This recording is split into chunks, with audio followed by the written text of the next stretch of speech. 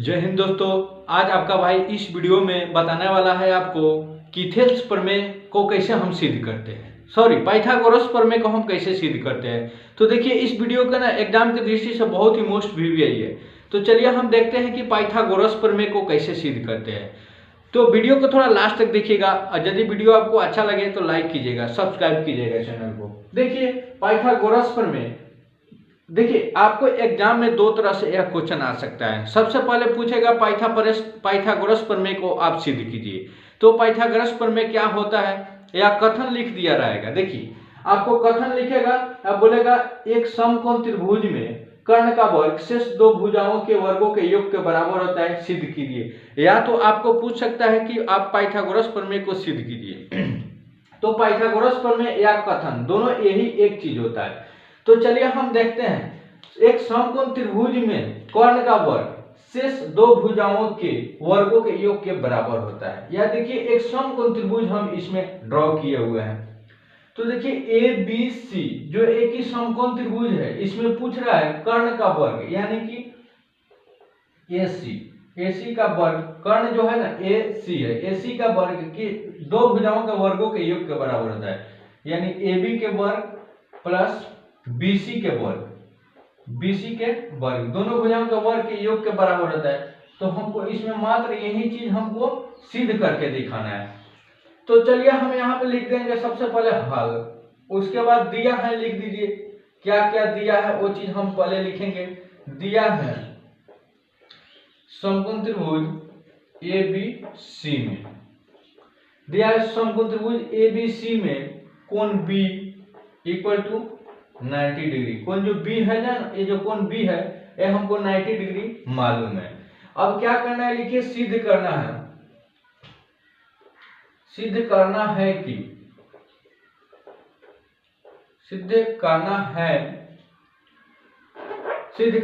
कि हमको सिद्ध क्या करना है, AC का वर्ग यानी कर्ण का वर्ग जो है ना दो भुजाओं के वर्गों के योग के बराबर होता है। यानी AB के वर्ग प्लस BC के वर्ग, BC के वर्ग के योग के, यही हमको चीज सिद्ध करना है। अब हम लिखेंगे यहाँ पे प्रमाण। देखिए प्रमाण में हमको क्या लिखना पड़ेगा। प्रमाण में हम लिखेंगे BD लंब AC पर डाला, BD लंब AC पर डाला। देखिए यहाँ पे हम लंब डाले हैं, ये पहले से नहीं था। जो हम BD यहाँ पे BD जो है ना लंब AC पर डाल दिए हैं। तो चलिए प्रमाण यहाँ पर रचना में है, यहाँ पर रचना किए हैं, प्रमाण नहीं, यहाँ पे हम रचना किए हैं। BD लंब AC पर डाला। अब यहाँ पे लिखिए प्रमाण। प्रमाण में लिखिए त्रिभुज ABC, त्रिभुज ABC और ADB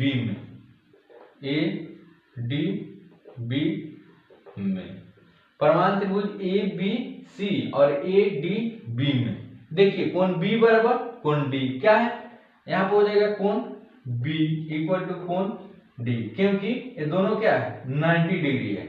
यह लंब यहाँ पर डाल दिए तो B यहाँ पे D जो कोण बने ना ये 90 डिग्री का हो जाएगा। तो कोण B बराबर कोण D 90 डिग्री और कोण A इक्वल टू कोण A।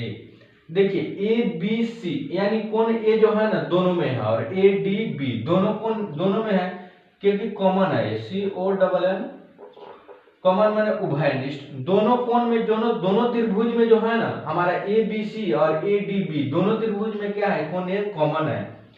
तो जब एक कॉमन हो जाएगा, देखिए आपको हम समझा दे रहे हैं। यहाँ पर दो त्रिभुज हम बन गया, इसको हम तोड़ रहे हैं तो यहाँ पर ऐसे दो त्रिभुज बन गया। तो हमारा A हो गया AB और C और ADB, हमारा A हो गया ADB। तो जब हमारा कोण बराबर होगा तो ये हमारा भुजा क्या हो जाएगा, ऑटोमेटिक बराबर हो जाएगा। ये भुजा ऑटोमेटिक बराबर हो जाएगा। तो इसलिए यह त्रिभुज जो है त्रिभुज ABC क्या हो जाएगा, समरूप हो जाएगा त्रिभुज ADB का है क्या, एंगल से। तो जब समरूप होता है तो क्या हो जाएगा, ए बी बटा ए डी हो जाएगा बराबर ए सी बटा ए बी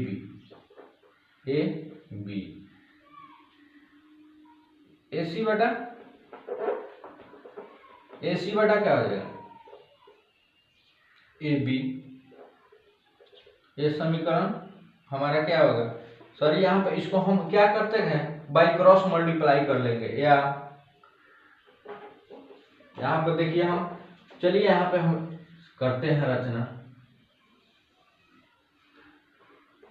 या ए सी इंटू ए डी, या ए बी का स्क्वायर हो जाएगा, ए बी का स्क्वायर बराबर क्या हो जाएगा A C into A D, A C into A D, समीकरण हमारा 1 हो जाएगा, A C into A D समीकरण 1।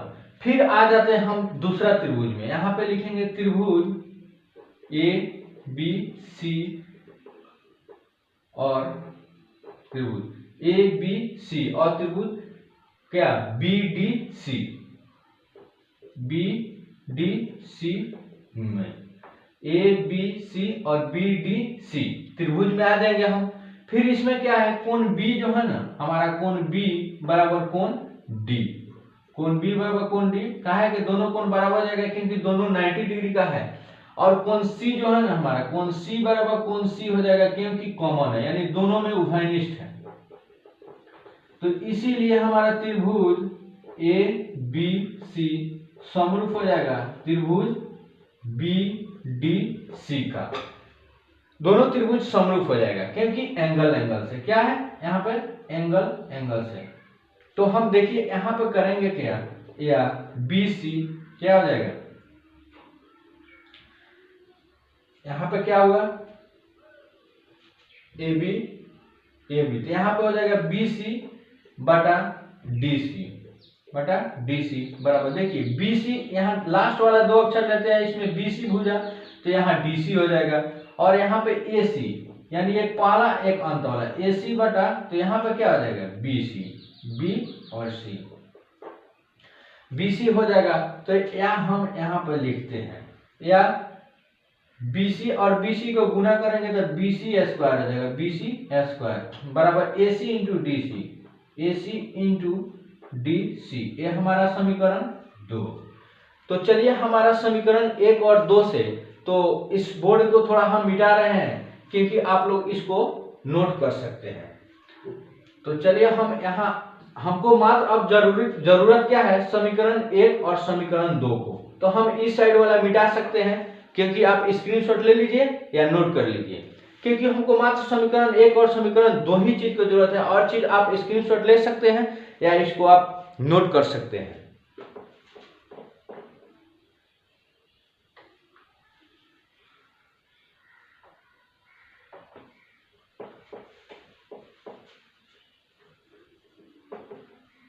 तो चलिए हम देखते हैं समीकरण 1 और 2 से, यहां लिखेंगे समीकरण 1 प्लस समीकरण 2, यानी समीकरण 1 और 2 को जोड़ेंगे।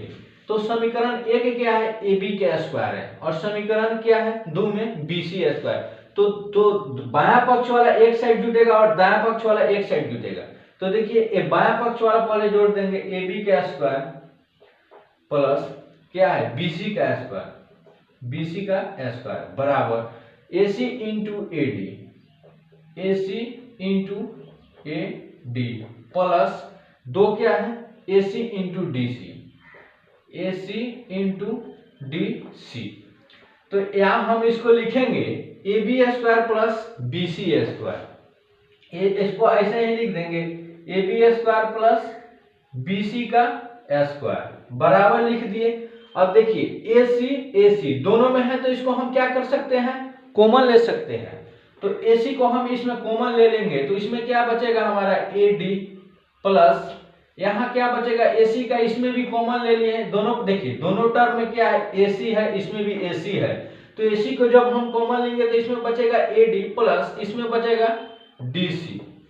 तो याद देखते रहिए ए बी का स्क्वायर जैसे है वैसे लिखिए प्लस बी सी का स्क्वायर बराबर A C into A D plus D C. A D plus D C का हम क्या लिख सकते हैं, आप देखिए फिगर में A D plus D C, A D plus D C को हम ए सी लिख सकते हैं। क्या लिख सकते हैं ए सी। देखिए A D plus D C को यानी पूरा को हम ए सी हम इंडिकेट कर सकते हैं, एकदम आसानी से कर सकते हैं। तो यह हो जाएगा ए बी का स्क्वायर प्लस बी सी का स्क्वायर बराबर ए सी इंटू ए सी यानी ए सी का स्क्वायर। देखिए हमारा ये क्वेश्चन सिद्ध हो गया। हमको सिद्ध करना क्या है, ए सी स्क्वायर बराबर A B square plus B C का स्क्वायर। हमको यह बहुत ही आसानी से सिद्ध हो गया है। तो चलिए इसको आप नोट कर सकते हैं या स्क्रीनशॉट ले सकते हैं। यदि आपको इस वीडियो में कहीं भी किसी प्रकार का प्रॉब्लम हुआ होगा तो आप मेरे कमेंट बॉक्स में कमेंट करके एकदम हमको आसानी से पूछ सकते हैं। तो चलिए इसको नोट कीजिए या स्क्रीनशॉट लीजिए। फिर मैं मिलूंगा आपसे अगले वीडियो में, तब तक के लिए जय हिंद।